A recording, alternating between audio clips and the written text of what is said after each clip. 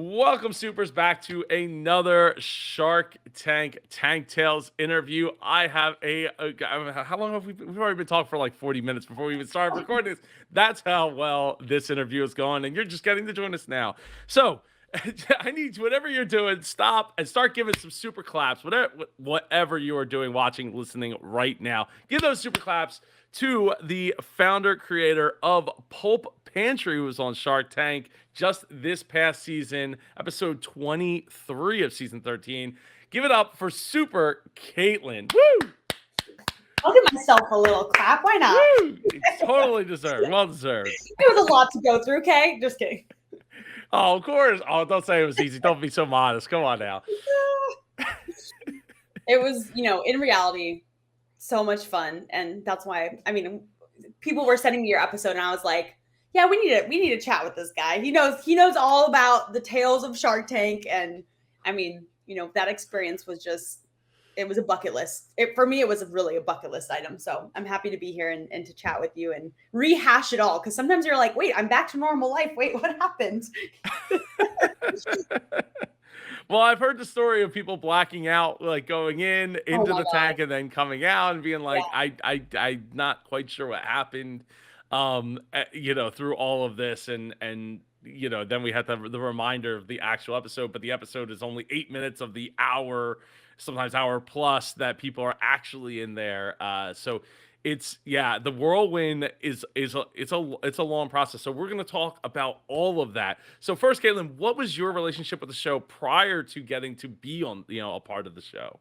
It was like I would say every time there was let's say it was Thanksgiving, it was Christmas, whatever the holiday, like we would be piled up watching reruns of Shark Tank at home. And so, for me, it's always been something that, watching that show, it brings back like all those nostalgic memories. And honestly, like when it became an opportunity, I was like, this is definitely a bucket list item for me. Like, this is something that I grew up watching. Like, I need to make that happen. So, yeah, I was just, as soon as I got the opportunity and I knew like this was the last year I really wanted to do it, I was like, yeah, we're doing it this year. This is the time to go. So I'm so happy it actually went through and aired. Because as you know, sometimes you don't even know if it's going to air. You might go through the whole process and never actually see your episode air on TV, and it just goes out into the ether. So that was like, being towards the end of the season, I was like, oh my gosh, is it going to happen? And so that was just, it was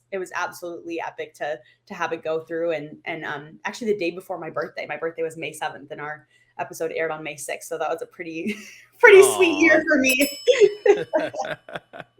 That's awesome. That is it definitely and getting to know that like 3 weeks ahead of time, to know that like, oh, it is going to happen and it is going to be right about my birthday, it definitely makes it an extra like special time for you, and a memory that will probably get to stick around even longer because of that attachment to that date. Yeah, exactly. And I think, even it was crazy because it's like I already had family coming out to visit. It's a weird weekend for me. It's like it was May 6th, obviously we aired on Shark Tank. May 7th was my birthday, and then May 8th was my mom's birthday. So it was very special. It was like we had a little hang and had friends over to watch and all that. So it definitely was a good night. Oh, that's awesome. Well, we'll get more into that. And the fact that I appreciate anybody who sends the videos that I create to the people who actually they're about. I should be pointing in this direction. Yeah. is greatly appreciated. So thank you all for doing that. Whoever those people are. It's funny. I actually think a lot of the people that I've made videos about probably know about those videos. It's just a matter of whether or not they've reached out. Not because they've Googled themselves, but probably because other people have watched it or Googled it and reached out to them, which is kind of neat. Like I think it's I think it's kind of special because especially because I have yet to get negative feedback on any of those videos. So from the people they're about.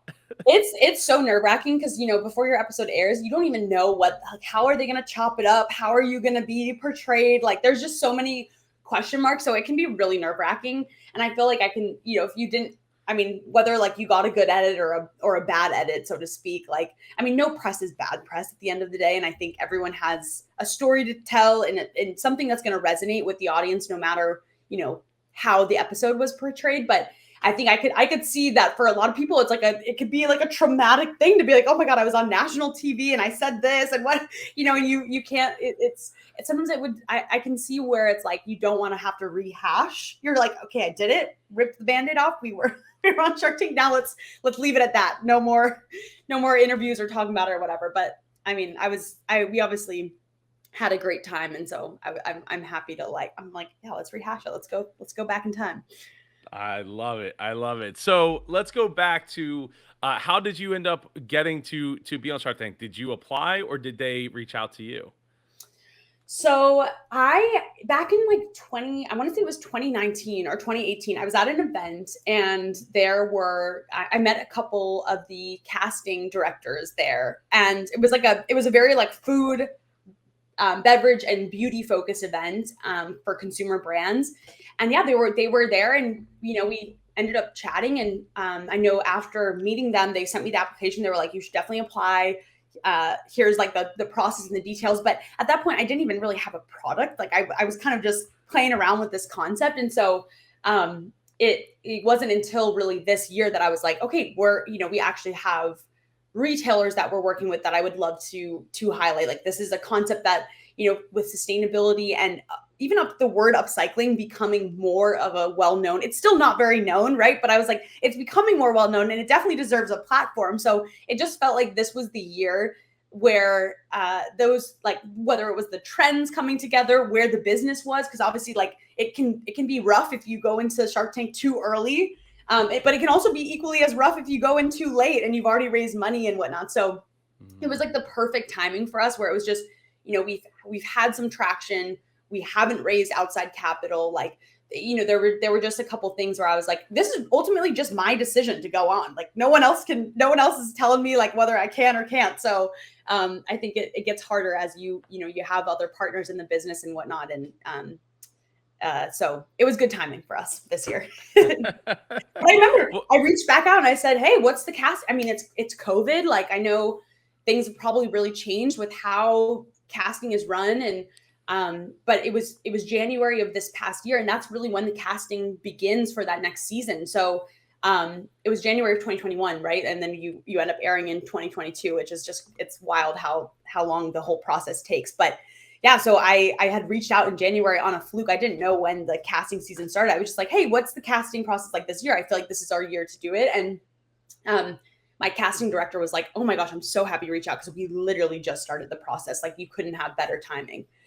So it was really that's good. awesome. That's awesome. Yeah. I think that speaks to, figuring out what looks like the best time for you, and then actually like acting upon it and not waiting around for somebody to do it, and putting yourself in the right place at the right time, right? Like Yeah. you could have just easily not have been that. Maybe you got sick that night, didn't go to that party, or they got sick and they just or like we heard something, then we're just not going to go, maybe Yeah. it's not as big of a deal, and they just don't go. You just don't know, so you got to put yourself in the position at all times to be. And I'm thinking about an opportunity that's coming up next weekend that I probably need to go to, even though I'm like, Yeah. I don't know. Yeah. It's so easy. Oh my gosh. Especially after COVID, when we were used to just being like, we're just all hanging in our little bubble. It's so hard to get back out there. But I mean, yeah, with things like, I mean, meeting the casting directors of Shark Tank, like if I had applied that year, like it would have never gone through. They've been like, what's going on here? This is where are you at in the process? So it's just, timing is everything. And I think, with all of those connections you make, it's like, it's playing the long game, because at the end of the day, it's, the timing might not always be perfect, but it's like, there's going to be an open door at some point. So I definitely am happy I held on to their contact info. And I think, just even having like the past relationship, that can always, go a really long way too. Yeah. Oh, absolutely. Right. Because people, especially them, because it seems like, from what my understanding is, that they have some of the best people in the world slash industry working on the show, and that actually care Because who was Yeah. it? I was interviewing somebody and they said, "Oh, I had applied like 2 years earlier or something like that." And they actually remembered me. One of the people actually remembered me Yeah. from back then. So like that's what happens when you get high quality people who actually care about the thing that they're doing, that Yeah. would actually remember, because they're looking, sifting through what, 30, 40,000 applications a Yeah. year. The odds of remembering something is, it's tough. It's Yeah. tough. I mean, with all things, it's like college admissions and whatever. It's like we're all, making that personal connection and finding like, I mean, job references. It's the same thing, right? It's like you gotta find that one person who's gonna really vouch for you and kind of fight for you to the end and push you through and highlight your application and whatnot. So, I mean, obviously these people are super busy and they can't be there for every single person, but it's fun because I was even like reading about the casting events that they do. That's such a good way to be in person. I didn't go through a casting event, but I'm like, that would have been an amazing way if you hadn't, met someone at an event, like just to go have a person to person interaction and hopefully builds a story that resonates with someone so that there is kind of that a little bit of that hand holding and whatnot through the process. So but I have no tricks. I'm like, it just like at every step of the way, you really are questioning, is this going to happen? Like even past the casting, like, am I going to make it to, working with some producers to get my segment ready? Like, am I going to make it to film? Am I going to make it to air? And at every step of the way, it feels like, there's a chance that you drop off in the process. So, um, it's, it's just like, it's a roller coaster ride, realistically. It's a roller coaster ride. It is. So speaking to that roller coaster ride, how did you go about balancing your growing business at the same time as trying to prepare for Shark Tank, prepare your pitch, and prepare like and manage to have a life in the process?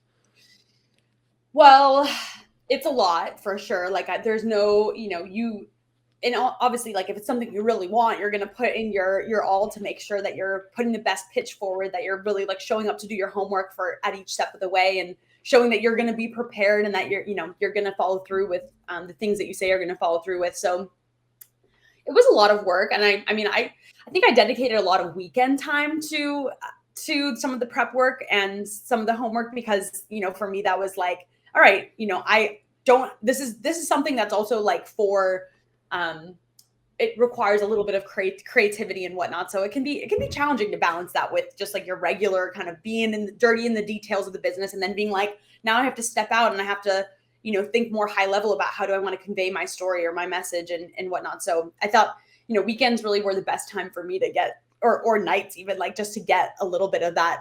Okay, I'm stepping out of the day to day operations of the business, and now I get to kind of think back to like the inspiration of what even got me here in the first place. So it was actually fun. I think that that's the biggest thing. Like I mean, you know this as a business builder yourself. It's like you start with this crazy like just energy about what you're doing. You're so excited to build something. It's in the idea phase. So really the sky is the limit, right? And then you get into the dirty details and the day-to-day operations, and you can start to lose sight of really what that initial like inspiration, and obviously like every day being an entrepreneur, it's not all sunshine and rainbows. Like there's a lot of really really hard days and a lot of days where you're like, oh my god, do I can I even like keep this going further, and take this to the next step. So that was, I think, going through the Shark Tank process actually helped me connect back to my purpose. And so I feel really grateful for just the fact that like having a platform where I knew, hey, this is an amazing way to get my story out there. I mean, there's no better way to kind of reconnect to how did I even get here in the first place, and like why am I doing what I'm doing. So it actually was really, I think, a beneficial process to reinstill that energy back into my business. And during a time in COVID when things were really hard and it was hard to shut off and stop working, because at the end of the day it's like not there wasn't as much going on or as much socializing or whatever else. So yeah, it was I feel really lucky that we were able to kind of use that time to build towards ultimately airing on Shark Tank. Yeah. I think that that part is so important. Being able to refocus and come back to like, why am I doing what I'm doing? Why is this important?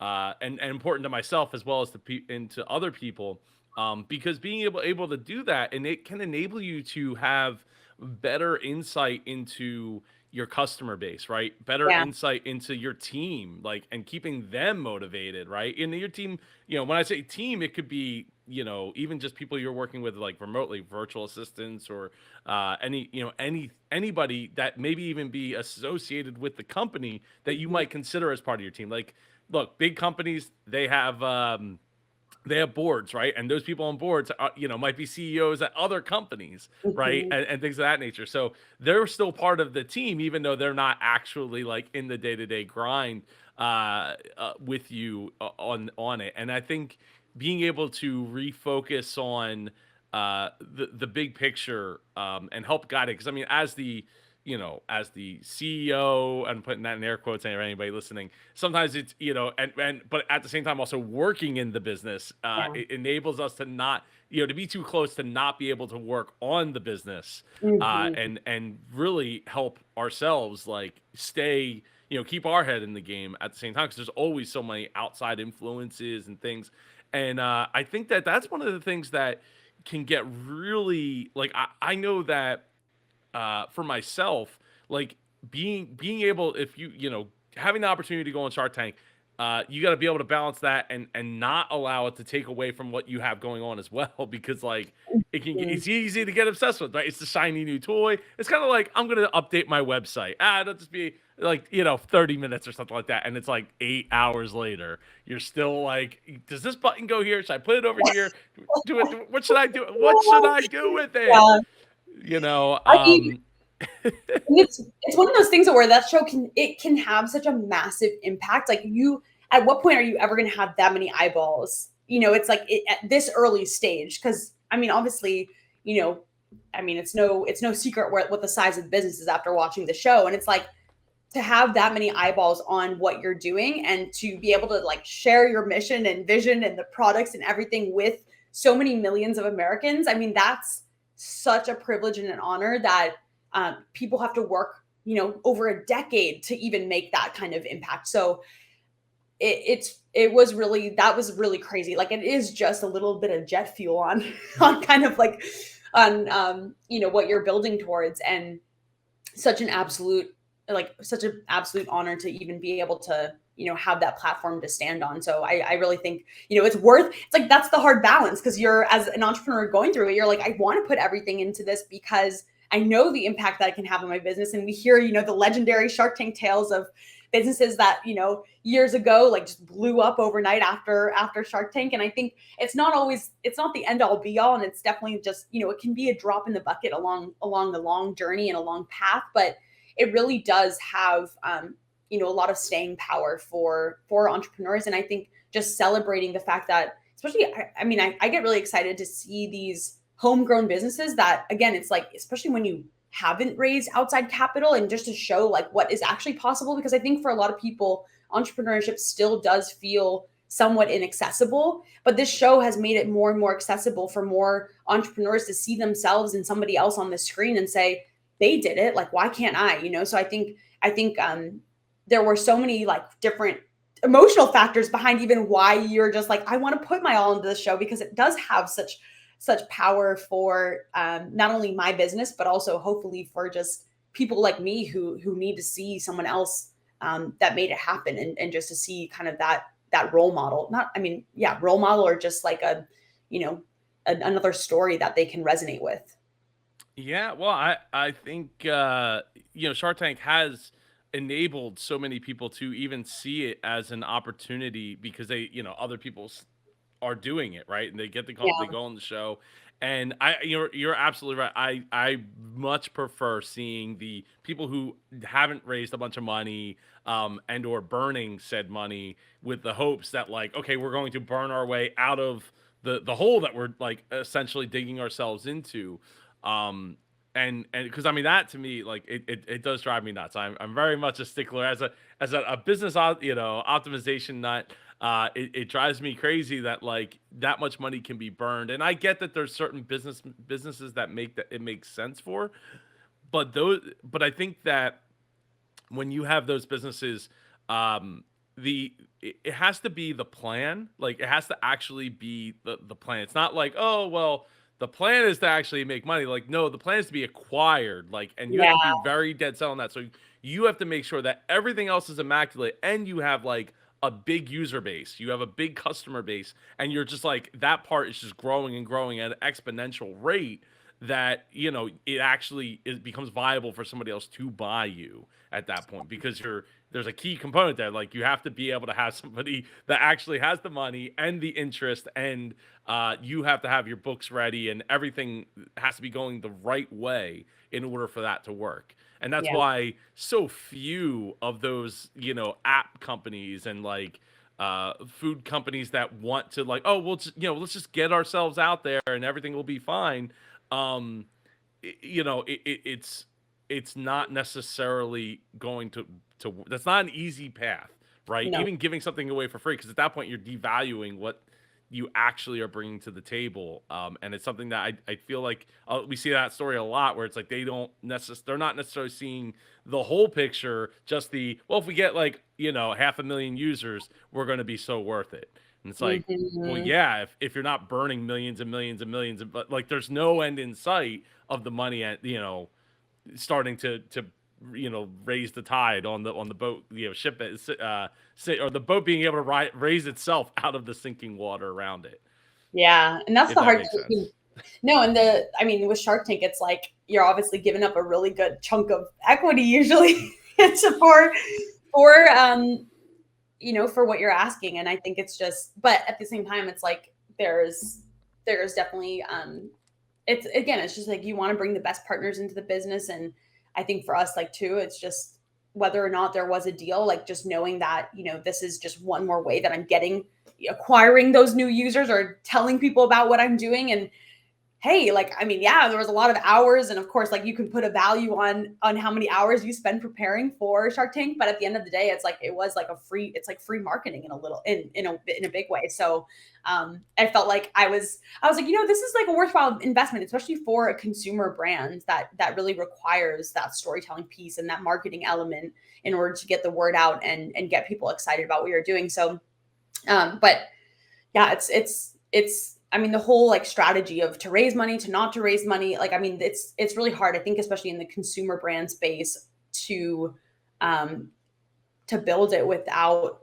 like, having some capital involved, given that we need capital to produce the goods. We need, we need to build up inventory, and the cash flow cycles can be really challenging. So I reached a point in my journey, and this is something like I wrote about a little bit our blog too, where this year really felt like the year for us, because I felt like I was finally ready. I had proven enough traction and built enough retail doors where I was like, yeah, I'm actually ready to raise capital, because I want to build a team around this. And I've seen that there's huge potential, and there's buy-in from retailers, there's buy-in from distributors. Like, people are excited about what we're doing, but I'm only one person, and I have an amazing sales coordinator who I work with too. And I mean, we are being scrappy as ever, but to really get to fulfill the mission and vision that we have, like, we need really talented people on board, and we need to be able to grow grow kind of the potential of what we're doing, because there is massive potential out there. So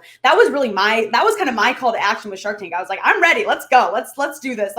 We're going to come out there and, like, with the intention of, like, yeah, we will, if we get a deal, like, hopefully it's with an entrepreneur or a shark that we really believe can make a fundamental difference in the business and be an amazing long-term partner. And so, that was kind of the excitement behind going on there. I was like, if I'm going to raise money, I'm going to go on Shark Tank. Come on. It's yeah, it is. And plus the replayability value, right? Like, Yeah. that's one of the things, getting the reruns that I feel like maybe underestimated, because I know I've said this in the past, but like, in my eyes, like, getting the deal on TV is sometimes more important because of than like actually the deal ultimately going through or whatever. Because Yeah. people don't Yeah. see that part. They see, No. oh, there's the replay of that time that that person that had this really neat, far out idea that, like, and they got a deal, right? Yeah. Not that you should sell yourself short in order to make it or whatever. There's certain limitations. I would like put some asterisks at the end of that, but I think that acting in good faith to do what you can to get a deal done is so important from a marketing standpoint, from a rerun standpoint, from a every I think the whole experience standpoint, tends to go in a better direction at that point. Again, doesn't Totally. mean that's going to actually come true. A lot of them Yeah. don't come to fruition, but before we get into how how you were feeling walking down the hallway and all that, I want to talk. How did you come up with the 500,000 for 10%? Like, what was your thinking behind that? I knew I was like, I think even like I think my producers and stuff were like, that's first of all, it's a lot of money to ask for. Secondly, that's a high valuation. Like they might be pissed off by that. And I was like, you know what? That's what I need. That's what I'm going to ask for. So, and I knew like, obviously, going into it, it's like, your equity is going to be pretty rich, like the equity ask. And so I was like, if the equity is going to be rich, I gotta ask for an amount of money that I think can actually make a difference in the business. So, for me, that was that 500 number. Was I felt like that was enough to do a couple of the things that I really felt like I wanted to do with the money, and to help get us to that next phase and team build and all that good stuff. Um, so that was the reason behind the 500, and then the 10%. I mean, realistically, I just felt like what it's so much of an art and a science, right? Like, because you can talk about multiples on revenue and whatever else, but for me, it was like as the founder and the person that like is going up there saying I'm gonna give up a portion of equity in my company, like what what feels comfortable to me too. So that was a big part of the equation, was just like knowing that they're gonna bump up whatever you're asking. Is not going to be the final the final number. And yeah, I mean, definitely, like, I know Mr. Wonderful had some pushback on the which I knew was coming, but we definitely looked at just like what are multiples in the industry, like what are comparables that we can kind of stand behind, and what's the overall value of, like, if we think about the upcycled food industry, what's kind of the overall market size, and kind of the chunk that we feel is what we can bite off at this stage. And so I felt like 5 million. We backed into that, and I was like, yeah, that feels right, and it feels like an aggressive enough ask where where I know that it's going to be negotiated downwards a bit. But no, it was. I think at the end of the day, like, I'm happy we did that, because obviously it didn't make anyone run away and be like, you're completely unrealistic, but obviously there was some healthy pushback and, and negotiation that had to go on. Well, okay, so I think the key takeaway there is knowing the number that you need. So because we've seen it so many times of saying, yeah, you came in asking for like $150,000 because that's where you're at, but like that's nothing. That's not Yeah, going to be enough to that's not get going to you do to where anything. what you want to accomplish with it, especially I mean, even at 500,000, like realistically is a drop in a Yeah, bucket yeah, for where the amount of money that it takes to grow into those retail spaces, because you gotta grease the wheels and things along the way, yeah.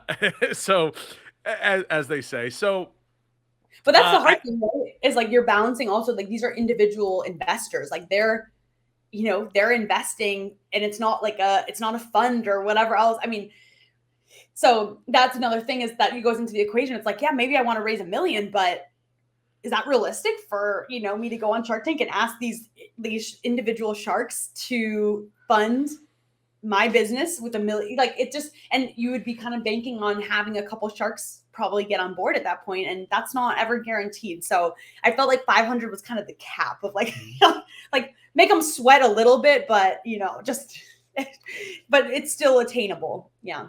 I think by coming in at 10% versus like you walking in at 5 or Yeah. below, I think that to me says a lot. And then also it comes back to like, what do you counter with, and all that. And we'll get into that. But first, let's talk. So how you're walking down the hallway, how are you feeling?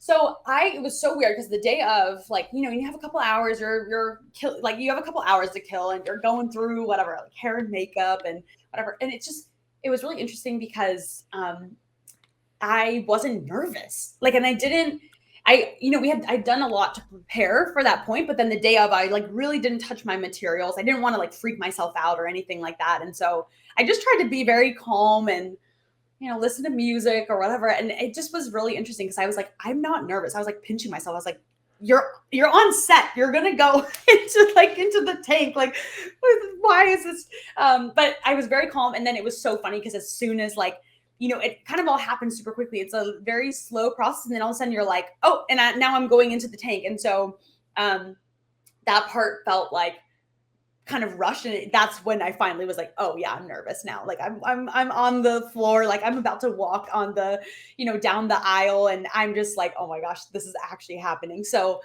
that's when I started like freaking out a little bit. I think I was talking to some guy though. He helped me, just like having a normal conversation. I was like, okay, this is fine, this is normal, everything's great, everything's great. And then you walk down and you're in front of the sharks, and it's just like, I mean, I definitely blacked out. Like what you were experience, what other entrepreneurs experience, where they are like, I don't even remember. I mean, literally the first, like my whole pitch, I couldn't tell you before it aired if I had stumbled on words or like messed up my pitch, because I just could not remember what actually happened as I was pitching. And then the first two questions, I think I was just like still in shock. I was like, oh my God, I'm here.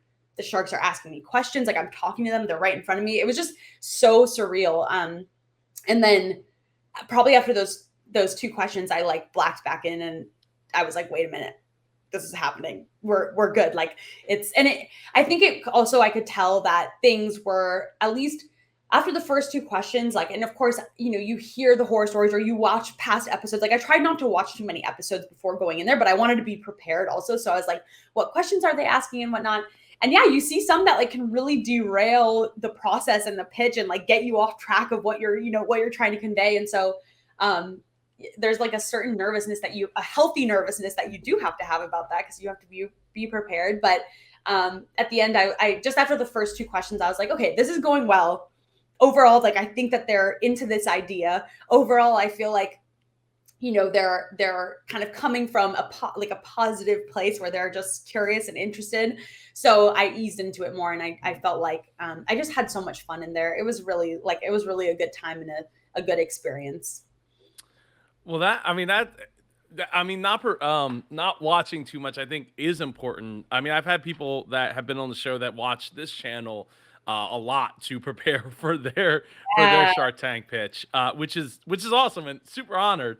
But I think that there is something to be said for not over preparing and not because you just don't know where they're at. Everything we're watching is in the past, right? Like your episode came out in in May, May. right? Yeah. And you recorded it what, in September? Hmm. Yeah. So like Yeah. even just in that period of time, their lives have changed. Yeah. Everything has changed since then. You don't know, what businesses have they invested in since then, or what have they invested in that they never even talked about on the show, or has never, or they talked about it, but then it got cut, like left on the cutting room floor, Yeah. and things like that. So there's a fine balance there of like questions and things like that that I think really you have to balance not over preparing, because just because somebody else had something similar doesn't necessarily mean they're going to see it the same way when they see you, Yeah. right, with the same Yeah. questions. So you got to keep that in mind. So um did you have a shark in mind that you were thinking you wanted to do a deal with before you ever walked into the tank? Totally. Because I was like, I mean, for me, I just looked at who's really like making moves in the food and beverage space, because obviously that's going to be where you're going to have connections to other peer entrepreneurs that maybe are a couple steps ahead of you, that have went through the process a couple years ago. um, and I talked to a lot of brands that did end up making a deal with Mark Cuban before going on the show, and everyone just had such positive things to say about working with his team, and actually like that there are resources involved, right? Like, yeah, but it's not just dealing with a couple people. It's like they're really like, hey, I come to Mark and I have a couple things I need help with, and he's got a couple people who can be kind of the experts on that subject matter. So I felt like that was a really good that was a good sign, because again, it was like, yeah, if you're giving up a bunch of equity in your company, like you do want someone that's going to be involved, and it's not just going to be the show and then bye, see ya. Like, nice work. But so yeah, that was he was definitely a big one. And then I really loved Emma Grede. Like I just reading more of her story and the businesses she's involved with. I was like, I would just love to work with her. So yeah, that was a bummer when she backed out. But I was like, if it was Mark and Emma, my life would just be complete. Well, look, I mean that's part of part of the risk of asking for so much money too, right? Because not every 500,000 is still a lot of money, and I Yeah. think that's reflected even in Lori's offer where she was like, "Well, I'll give it to you as a loan," Yeah. and it's like, well. I mean, you just said it yourself. That's not what you were, clearly that's not what Yeah. you were there for. Was a loan deal and then to still give up the 10% on top of that, or is it? Yeah. So It yeah, was it was 10%. Yeah. 500,000 6% for over 3 years. Which hey, that's a great. I mean, that's a great deal. Like Yeah. to get $500,000 6%. Like Kevin ain't giving up those kinds of No. that kind of deal. But then to still have to go up to 10% would be pretty tough. But it was great to see that Mark did see the value in it, and that he was willing to because obviously he has a lot more money than the rest of them. So and not that 500,000 is a small amount to him, No. but the likeliness of him being able to give up 500,000 is much greater than from them, because like it's a Yeah. lot. 500,000 means a lot more to them than it does to him, but not that it doesn't mean anything or that it's a little bit of money to him.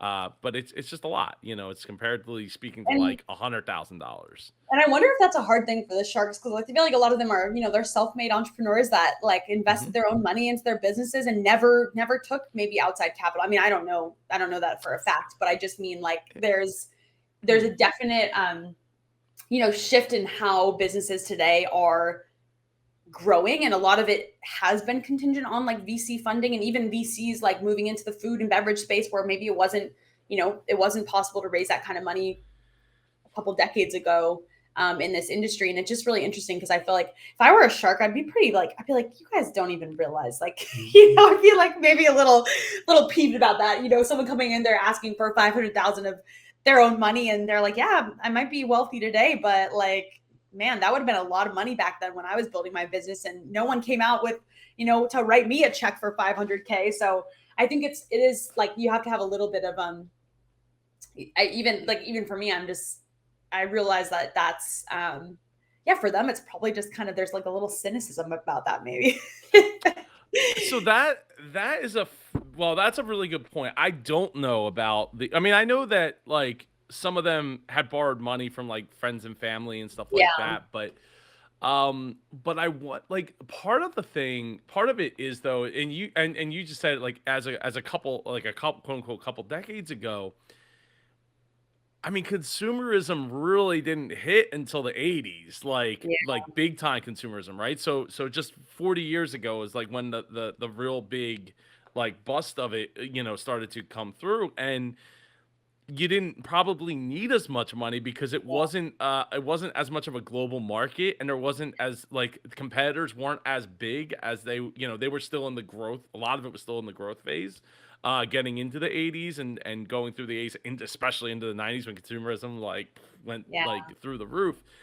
Um, so I want like you probably didn't need as much money back then. I mean, and inflation and all that stuff, obviously, but you probably didn't need as much money because of the fact that the people that were big, where there wasn't as many, I guess, big players in as many big markets, Yeah. right? So it's like, oh, we're making chips. Okay, cool. Like how many big chip companies were there in 1980 or Yeah. 1982, right? And so eventually the winners became big winners, and the smaller guys, probably a lot of them got rolled up into slightly bigger companies, or bigger companies, but not like the Lays of the world, right?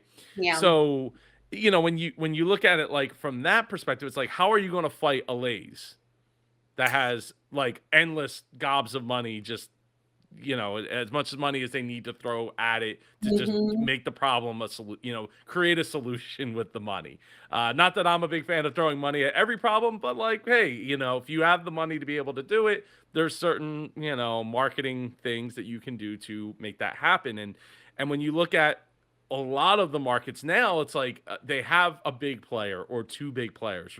Like if you were going to start your own cell phone company, like it's not that easy, right? I mean, we see what was it, Ryan Reynolds with like Mint Mobile, but it's all built on the back of contracting minutes and data from other from the big players. But it is kind of cool because I do feel like in today's world, like there's a huge opportunity where a story is starting to win again, and Mm. where there are so many tools to get, like Shark Tank is one of them, but to get your story out there. And I think as consumers, like I know for myself as a consumer, I am the Pulp Pantry consumer basically, and like I care a lot about the yeah, thanks.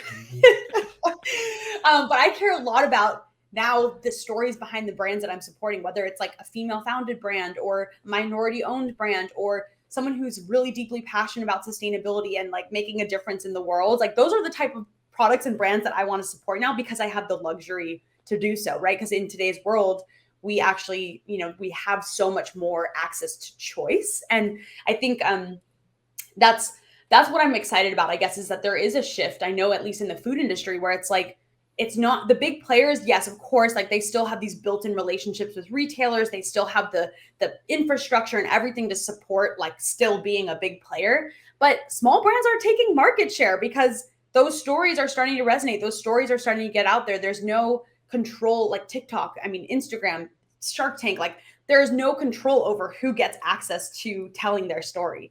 And it's not just that you have to have a ton of money to do it. It's like it's happening organically. So I think that's a really cool thing that's happening in like consumer space, at least, is that yeah, like Mint Mobile and Ryan Reynolds, like why do they even have a market? Why are they even able to do what they're doing? Well, there's a story that's resonating there, and they're telling it in a really compelling way. I know I've seen some of their commercials and whatnot. It's just like people love that stuff, right? Like we want to be a part of something that we can talk about and that we can relate to, and like we're sharing our own values through the products and the services that we buy into too. So I mean, I'm such a big advocate for that. So maybe I'm a little biased, but at least like that's definitely where I see like the changes kind of happening, taking place.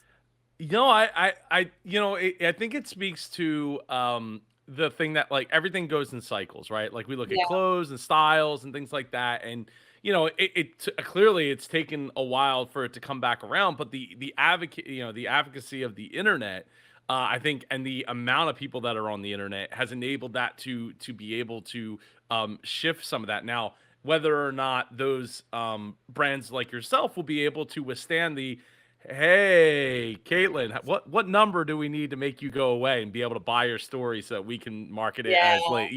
What's the number, right? And I mean, obviously, there's companies that have stood up and said no, like in the technology space, Discord or just said no to Microsoft for some.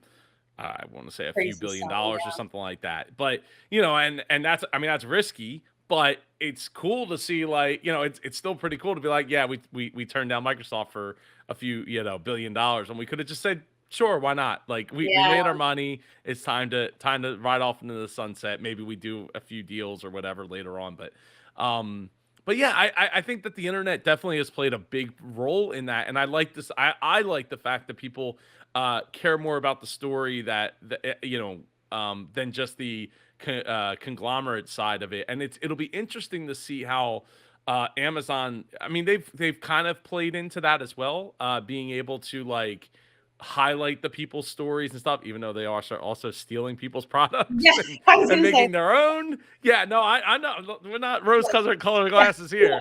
Um, I mean, well, it was that one bag company, camera bag company. They actually made a commercial around the fact that Amazon had ripped off their bag, oh my and gosh. was like, "Oh yeah, they totally," and they show like the bag side by side, and they're like, it was really funny. Yeah, I think it's like Pinnacle bags Hopefully or they have Peak. like a design patent or something that they could, You gotta and have maybe money to be able to defend it. So you're I gonna mean, defend, yeah, and there's so many brands that do that, like rip off people's designs, rip off the kind of exact value proposition.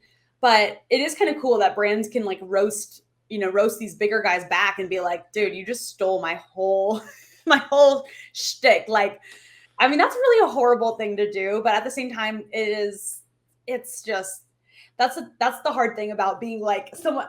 I feel like a very heart-led business in a lot of ways, and then it's like you realize, yeah, but we're still, you're still in the game to survive, and I get it. It's like, man, it's I don't know. I think it's just, but it's wrong. It's wrong to do that, and I just feel like shame on anyone who, shame on any of these bigger brands that do that instead of like maybe engaging with those with those smaller guys and being like, how do we create something that can work collaboratively here? But yeah, I mean, it's a dog eat dog Yeah. world out there, so it's That it is. That it is. So one question I had, I think I said it in the video, was I was surprised at how high your cost was at the time in which you when you shot yeah, the video because I'm like, you're getting the product for free. I think I talked about the whole biodiesel example where we're yes, like, oh, let's go collect our own, oil and we'll make our own biodiesel because we have vans across all these stores and blah blah blah blah blah. And yeah, that it just wasn't. I mean, it was going to be a huge investment in order to make that yeah. work. But yeah, I have you been able to get that cost down at all since Shark Tank? Well, first of all, I love that biodiesel example. So gotta Oh, gotta okay. follow up on that maybe maybe sometime down the road. But yeah, we were able to get our costs down. I think the challenge is that, as a small brand, it's like, well, the cost of our partial some of our raw ingredients. Like, we don't only use pulp obviously to make the chips, and I don't know if that would ever there would ever be a world in which that would taste good, but we'll see if we can we can keep trying to push towards that.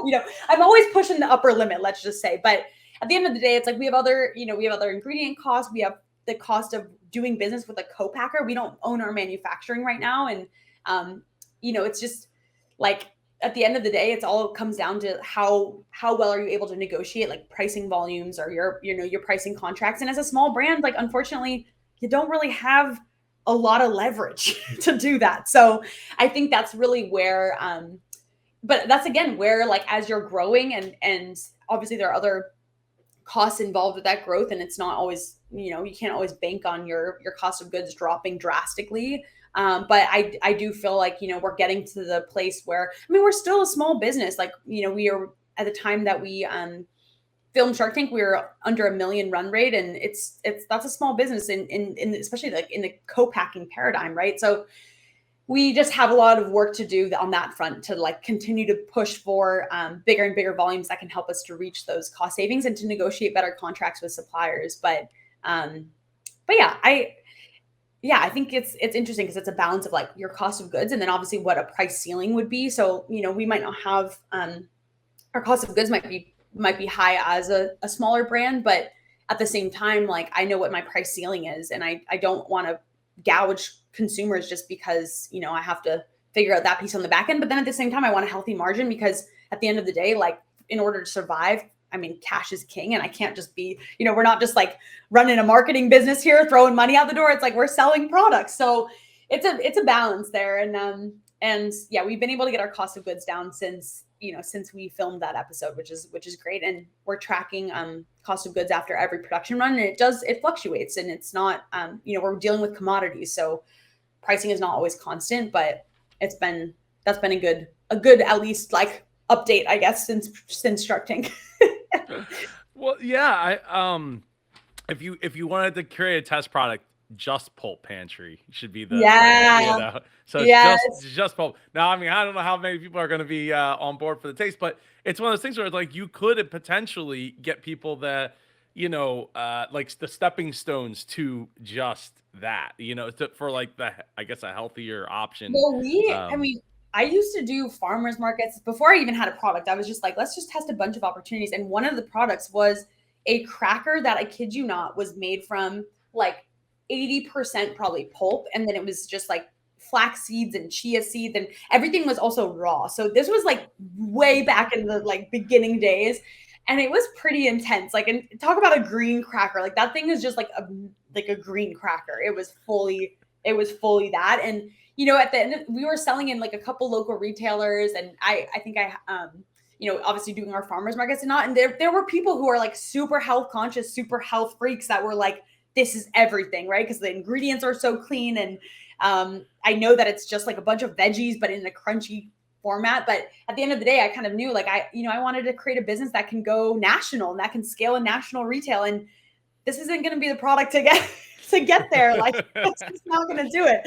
So, taste is definitely the most important. And that was a big thing. It's just like, how do you make something that is this really funky idea that is utilizing upcycled ingredients in a way that's going to have tangible impact, but still balance that with what consumer expectations are. And we're all used to eating corn chips and potato chips and potato starch based veggie chips, which is my big platform to stand on. And so it's like an incremental, it's almost, it's incremental innovation. It's like we gotta stage people into eating, incorporating more veggies and more diversity and ingredients into what we all know and love as a salty snack. So that was, I think it's a constant balance of all those different factors. Yeah, it is, right? Because I mean, you want, we just saw that with on the season finale with Project Polo, like I know some people in the comments were like, well, that's not really chicken and blah blah blah. Like, yeah, yeah. Well, not everybody knows, but that part of it is the marketing to get people in to try something different Yeah. and go from there. Like, you're not a green cracker might not do it, Yeah. but or I mean, it could do it if you had a lot like endless money to be able to market and get people to, feel a I, certain way about it. yeah. Yeah. Yeah, it's definitely, I mean, there's so many product opportunities that like we think about too. And in the reason why even launching a salty snack, it's like we could have gone a million different directions with this same core concept of like we're sourcing from upcycled feedstocks and like these neglected ingredients that otherwise would go to waste, right? But they're still super nutritious, especially fruit, vegetable, and fiber being really our focus for where we're sourcing our upcycled ingredients. And I feel like, so plug that into any product X, Y, and Z category and just innovating with those ingredients, innovating with better nutritionals, innovating with a sustainability story that people can get behind. Like it could have taken so many different forms. And salty snacks to me was such a compelling category because everyone's willing to try a new thing in salty snacking. Like it's a little bit harder for some of the, staples that we know and love that have a very traditional, like if you look at a ton of categories in the grocery store, there's not been a ton of innovation, right? Like there's a lot of places where you can point out like people, they know what they like and this is what they're buying. But in salty snacking, people are so much more adventurous. Like there's just, there's not as much brand loyalty there. So I felt like for us to introduce a new concept and a new brand and something that's a kind of a funky, like quirky, story to tell, like salty snacking is probably going to be the place where people are curious enough to be like, yeah, I'll give that a try. Like, I mean, I would love to have a healthier chip in my life that still scratches that craveability itch, but has some meaningful nutrition or has better ingredients. So that was really like the impetus behind being kind of in the category that we launched in. And hopefully realistically the goal is not to stay there forever, right? Like it's like build a sizable business with this core product line. But I mean, I've got a million ideas about other products that I would love to launch. And I just, right now stay focused, stay the course.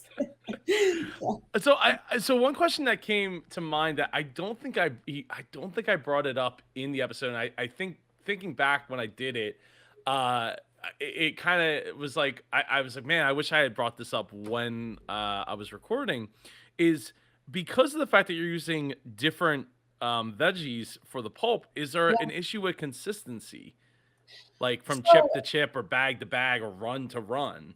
yeah, that's the hardest thing for us. It's not actually been the pulp itself. Like we work with, these big national juice brands that have tens of thousands, hundreds of thousands of pounds of the byproduct every single week.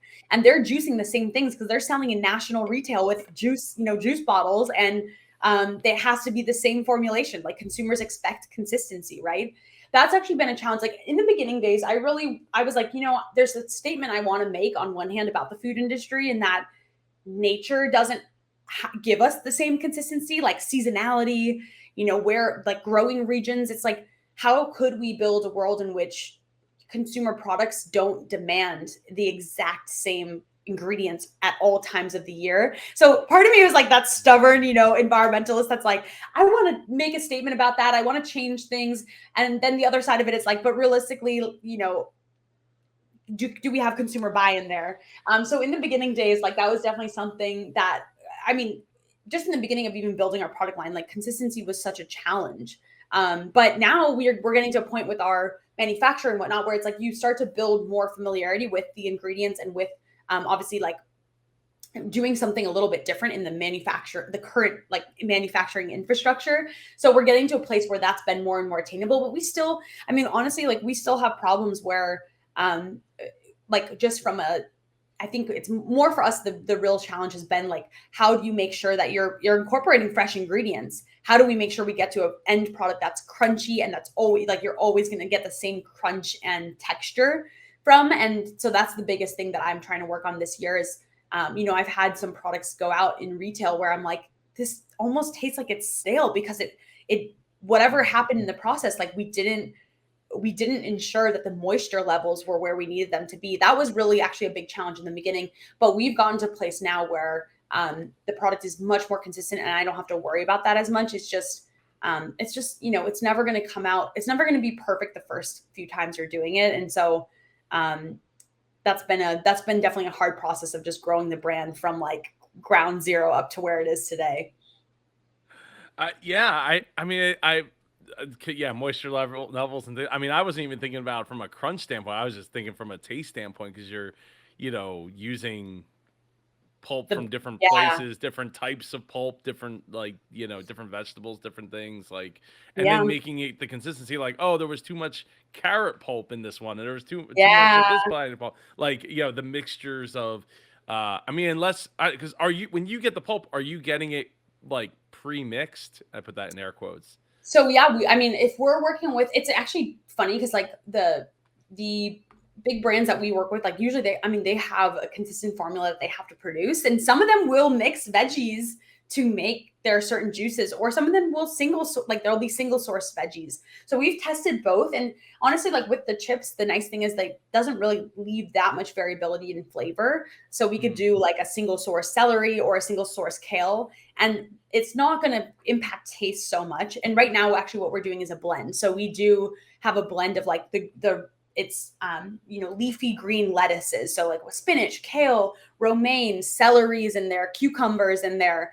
And I think having that blend of veggies has been nice because it allows us to have more flexibility with our sourcing partners. Like, we can source any one of those items and it will fit into our ingredient panel. But for the most part, like we do use the blend so that you're never getting like too much of one flavor in there. So there was definitely a lot of work that we did in the beginning with that too. But we're in a place now where like you can really expect a consistent product with every bag of pulp chips that you get.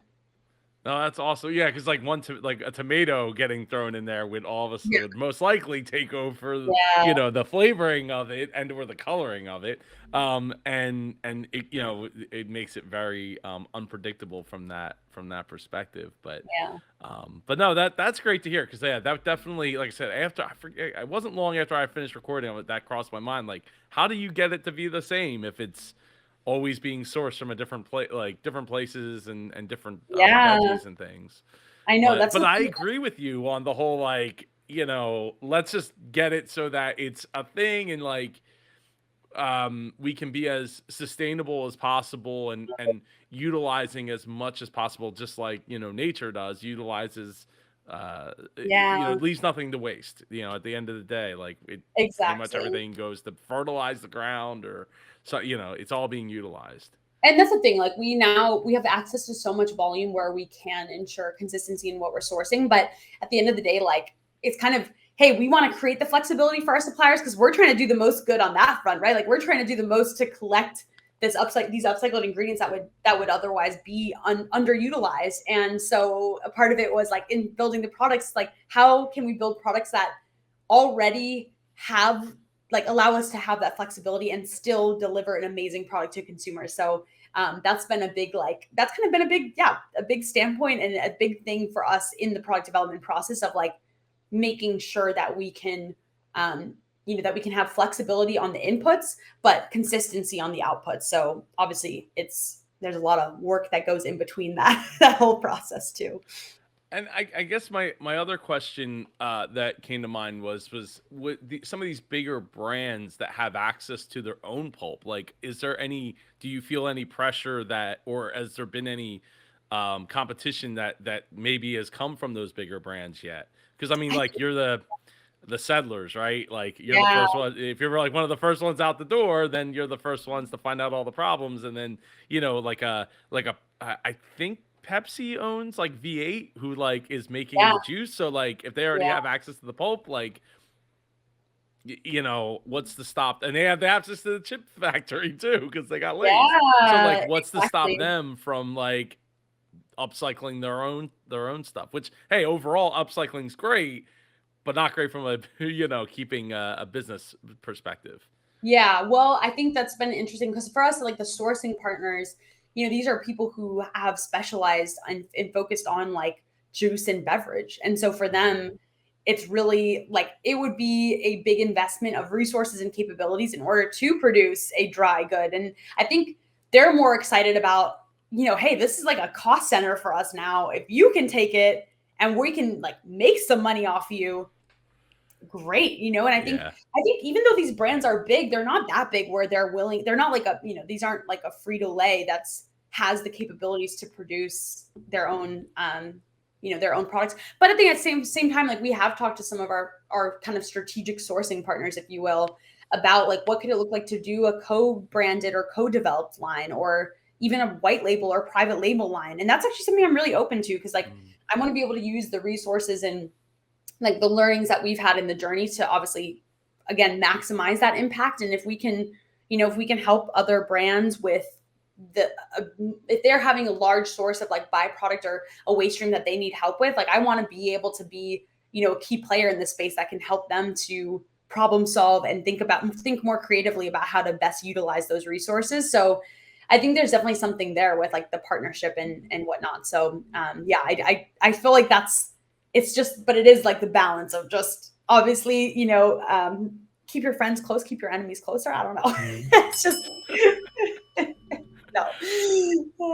It reminds me of Chapul and like how they went from like, oh, we're gonna make the bars to we actually made more money just growing the crickets Yeah. and making the flour and selling that and letting somebody else do the hard part of marketing and all that. Yes. Yeah. Um So Yeah. I, not to say that you have to or would definitely go in that direction, but I think that being open minded to the idea of like, hey, if you gain enough partnerships, right, and you Yeah. gain enough opportunity, like pulp, amass enough pulp, to be able to distribute it to other places and do that kind of thing, like that becomes super valuable in the sense of just the relationships and the being able to pass money through in that Yeah. way without having to go directly to market on everything that you do. So it's another opportunity for somebody else to, shoulder that marketing cost. Because at the end of the day, like that's a lot of what it is. It's a marketing cost. I mean, yes, and yeah, it's interesting. Like brand building is so different from the actual operations and like the ingredient sourcing and the process development that goes there. But that's what's kind of cool about building a business is that you're not a one trick pony. Like we have our sourcing arm and the unique elements of what goes into like our own sourcing process and our partnerships and how we build those partnerships. But then on the other end, we also do have our own brand and we do have our own like voice, and it's not just something that's happening behind the scenes, but we have a way that we can communicate that with our customers too. So I think like I'm excited as we build more resources and more build an amazing team to be on board and build more sourcing partnerships. Like I think there's the element of what happens on the operational side, that there's unique elements that we can build onto that, and then of course building the brand and kind of the product platform, like, or the brand platform of what other products can we launch, and how are we building like our own relationship with our own consumer base. So that's the cool thing. It's like there's no rules, there's no rules. We can really, I mean, we're in this unique like subset of our own world in the food industry. And we're learning so much and gathering so much insight from just doing that day-to-day work and collaboration that like other people don't, there's opportunities that we can see that maybe other people don't see. And so I feel like you're constantly innovating, constantly changing. We're never stagnant. We're constantly implementing like new learnings into how we're building the business. So yeah, I think that you're spot on with just like there's a ton of different ways to kind of think about it and to grow your brand and all that's good stuff too. So yeah, it's good. Yeah, staying flexible absolutely makes sense. So let's get to you. You leave the tank. You got yourself a deal. Apparently didn't have a long way to drive home because you live in LA, and it was cold Yeah. in LA this year, or last year, I should say. And so what came next for you? Like what did you get nervous when you were waiting and waiting and waiting and waiting for the episode to like finally you get to be told because you won't get 3 weeks notice and you were at like the second to last third to last episode second to Yeah, last I episode know. so It was uh it was definitely like I would be bummed if it didn't air, after going through the work and feeling like you walked out and you are like, I was excited. I knew that I had such a good time in the tank. I was like, I feel like getting that story out. And of course there's bits and pieces that were important to me, maybe that didn't air. Um, and story elements that didn't air. But at the end of the day, I was like, oh, what an amazing opportunity that was. And I hope I get to share it with the world too. Um, but yeah, I think when you get that, like, so I definitely had actually at a certain point kind of not lost hope, but I just, in my head, I was like, yeah, this is probably not going to air, is it? And so you have that realization. You're like, yeah, the chances are looking slimmer and slimmer every day. But at a certain point, like obviously getting the message that we were going to be on, that honestly made it even sweeter because I was like, oh, at that point I had already kind of thought like, shoot, man, it's not going to go up there. But then it happened, and it was just to be honest, like, and we don't have to get into all of this, but it was 3 weeks was really not enough time to prepare, especially for us to build up inventory. And so, after, it was kind of a bittersweet moment where it's like, oh my gosh, we're actually airing. This is amazing. But at the same time, we were already experiencing supply chain delays. And the realization really hit me after that first week of knowing that we were going to air, where I was like, yeah, this is actually going to be kind of a mess for us because we're experiencing delays from some of our suppliers that are going to, make this kind of a mess after it airs. And if we do really well and, a lot of people the story's resonating and there are a lot of people are buying, like it's going to be, it might be a little bit of a cleanup situation, which it definitely has been. So it's really challenging. And I wish that they were able to give us more time and more warning, but I understand also that for them, they're wading through a massive amount of episodes and they're editing throughout the rest of the year and making sure that everything can, make it on schedule. And so for them, like they might not even really have that much more leeway that they can give us to let us know. So it was a bittersweet moment to be like, it's happening. And then be like, oh my God, but it's also a disaster, the timing. But there's nothing you can do to control it. When you're airing and you don't get a say as the entrepreneur. So it happens when it happens. And yeah, so it's been pretty wild ever since. We're still playing catch up right now. And finally this week will be kind of when we get caught up and back to some normalcy in the business. But man, it was a wild ride, and it did really well. And you just don't even know what to expect going into it. Yeah, as you said, you had a small watch party with your family and some friends, which is nice that you were Yeah. able to do that. And is your deal, is it still under due diligence or is it closed yet? We're still under due diligence, exactly. But we've been working with his team, and like they're not like close to their chest. Like the deal has to go through for you to, start collaborating with everyone. So I've been really lucky because for the past like 6 months, they've been all hands on deck. Like, we send updates and what we need help with or whatever else. And they're really hands on, like whether it's on the sales front, whether it's just like being a support on the operations front. I mean, preparing for like obviously the episode airing and all that. So I feel like there's still kind of that camaraderie that's there, even though we are still going through the diligence process and all that. And as far as the future goes, I know we need to wrap up here in a second. As far as the future goes, is there anything you haven't talked about for the future of Pulp Pantry that you can shed some light on?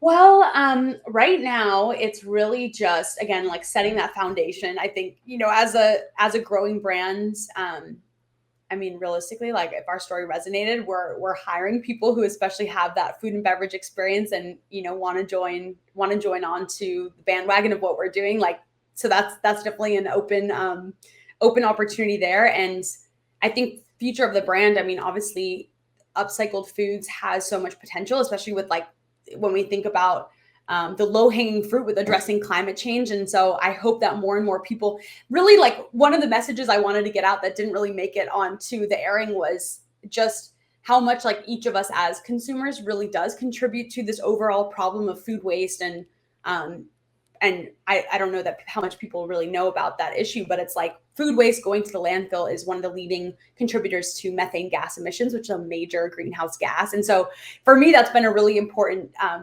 thing about what Pulp Pantry is building is how can this story also inspire individual people to kind of take action in their own homes.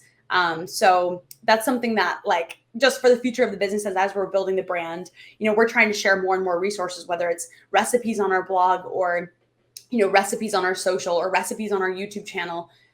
We really want to build more of that infrastructure too, so that it's not just, hey, we're out here selling a product, but it's like, how can everyone be part of that fight and that mission too? So I think that's just an exciting thing to stay plugged into as well. Yeah, I mean, getting people involved definitely helps them feel invested in the brand and the mission, Yeah, and takes them along for the journey. So I definitely think that it's important that you get that messaging out there in the different ways that we have available to us to make that happen. So, yeah, exactly. Caitlin, before we wrap up here, thank you so much for being here. How can people get their own Pulp Pantry chips? Well, on the West Coast, on the West Coast, we're in Whole Foods and Target.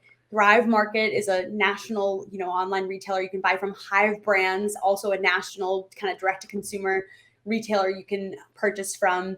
And then, if you're someone who, I mean, I always love come directly to our site because, for us, like the biggest thing is having that relationship, I think, with our customers. And especially when we're launching new product innovation, that's been the first place that we go, obviously, is to people on our website. We're working on 3 new flavors right now. And so actually a big thing is like all the people that have purchased from Shark Tank and whatnot, those are going to be the first people that we send out samples to try new products. So I'm always biased towards just being like, just come to our site and let's build that relationship directly, because otherwise we never, we don't get to know who the amazing people are behind the brand and supporting the brand. So that's when I'm that's when I'm biased towards sending people to our website for sure. And what's that website address? And it's pulppantry.com. Great, great, great. And you absolutely should. Again, Caitlin, thank you so much for your time. I know it's been like 2 hours that we've gotten to chat today. So Amazing. I greatly appreciate it. It's been wonderful. Love to have you back anytime here on the show. So thank you. Thank you again. Thanks for having us, Joe. And thanks again for covering the episode and doing what you do. I think it's amazing and it's an amazing resource for other people too.